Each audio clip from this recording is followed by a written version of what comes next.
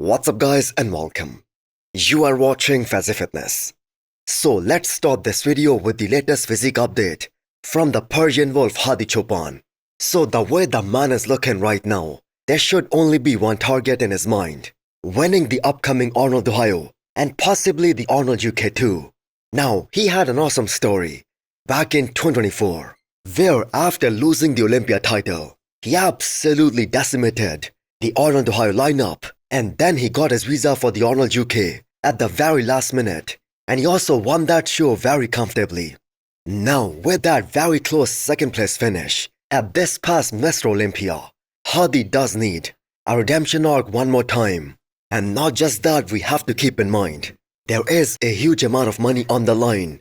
750 grand. Now, until Andrew or Martin, they start beating Hadi Choopan, there is a consensus that he's gonna be the biggest threat to the Olympia as well as this upcoming Arnold title too. So one of the biggest criticism that Hadi had at this past Mr. Olympia, that was his right leg looking a bit downsized compared to his left one. And one more thing that Tyler Mannion mentioned was that his chest, that looked a bit flat in certain poses like the front lat spread. And even right here in this physique update, you can kind of see that his delts, they are kind of overpowering his chest. But that being said, Hadi is a true warrior in the gym. I do not think Hadi took his foot off the gas. After the Olympia this year, he has been training extremely hard. And there is every reason for him to compete at this upcoming Arnold. Now this record of Hadi placing second, that should not be something that Hadi must be very proud of. In fact, these statistics must be heart-wrenching.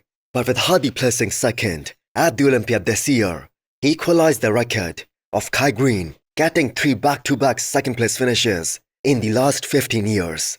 But that being said, can we all agree that Hadi has a way more realistic chance of getting that Olympia title back than Kai Green ever had?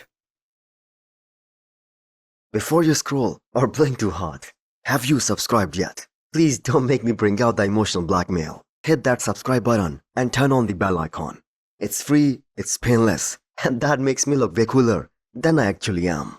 So Stuart Sutherland aka Beef Stew and his reflection of his 2025 contest run so far, that is the most honest take you are ever gonna get from an active IFBB pro.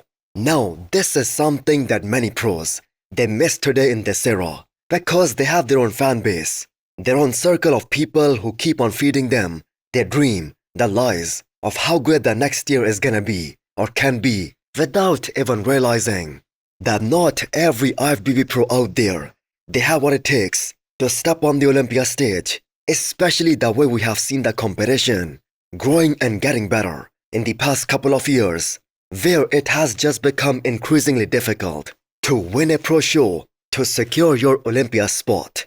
Yes, it was a disappointing end to this season of Beef Stew because his placings, they're continuously getting worse and worse. I mean, just a couple of years back, he was fighting with Tonio Burton for the win that happened at the New York Pro and Cali Pro. But just 2 years later, the man isn't even making top 5 in a show which did not even have that deep of a lineup. Now, even last year, when he did the New York Pro, he placed 4th in a highly competitive lineup. And that was one hell of a package by Beef Stew. But this year hasn't been so good or so kind to him. Now, if there was one good take from his last show, which was Japan, that was the fact that he was leaner than how he showed up at Tampa and Texas earlier this year. Now his waistline getting a bit wider, that is the problem here. He needs to go back to his 2023 size to be competitive again so that he can have an X-frame, a V-taper. And that's only gonna happen with a smaller waistline.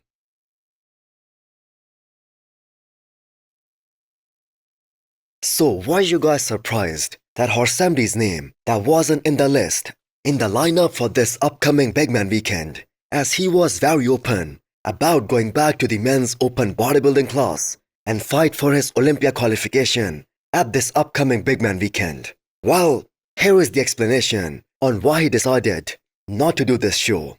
There was way too little time between this past Olympia where he competed in Classic and then to go back to open and to have to put on enough muscle, enough thickness, and all that mass that he lost while trying to make the weight cutoff for Classic in just 8 weeks' time, that was simply impossible. So I'm gonna say this is a good decision. The fact is he lost a lot of size while getting down. And in a way, the man was kind of successful that not only did he make the weight cutoff for Classic Physique, he was able to win his first ever show, his Classic Physique debut, which is something that nobody can ever take away from him. Plus, he also got to step on the biggest bodybuilding stage in the world.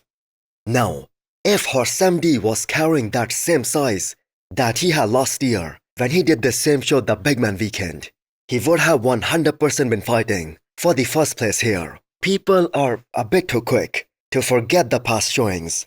The fact is he did look pretty damn incredible last year in Spain against Hakeem Williams. And he did beat a bunch of very good bodybuilders like Mark Hector, Andre Presti. And Mark is being considered the favorite to win this upcoming show, the biggest contender. So it probably would have been a good chance for Horse Md to punch his Olympia ticket. But for now, the man will be focusing on getting all his mass, all his density back that he lost during this time span. So that is precisely the reason his name wasn't in that Spin Pro list. Next up, we have an update from Stefan Matala. So he has been off everyone's radar since he made his men's open bodybuilding debut at France Pro this year. Now, he did make the announcement that he will be doing Prague Pro next, as he was kind of off in France. But I think he must be glad he did not do Prague. He would not have done that well in that deep of a lineup. So right now, Stefan is looking pretty damn huge again during this off-season. The delts, the arms, they are the strongest body parts on him, and they are looking extremely impressive. But that being said, he has a lot of work to do in that back department to be able to potentially win an open show. Now Stefan has some awesome genetics. He has put on a lot of size in the past 1 year or so after transitioning from Classic to the men's open bodybuilding. Now Stefan has to do one more show, and he has to be absolutely ripped to the bone in that one so that he can make an accurate assessment on how much more muscle and mass he has to put on to be competitive in the open bodybuilding. So his look at France Pro, that did not give us a very real answer to what his potential can be, and his lack of conditioning was precisely the reason of that. Now, one of the reasons of him not showing up peeled to the bone, that was him parting ways with his all-time coach Patrick Tour just 2 weeks before the show, and that was for some unknown reason. I think that was a massive mistake, as Stefan Matala, he was really struggling big time to get in shape even in Classic Physique until he started working with Patrick as his coach. So what do you guys see in the future for Stefan Matala as an open bodybuilder? Will he be successful? Let me know in the comments down below. Also, hit the thumbs up button if you liked the video and smash the subscribe button if you wanna come back for more. Thanks for watching.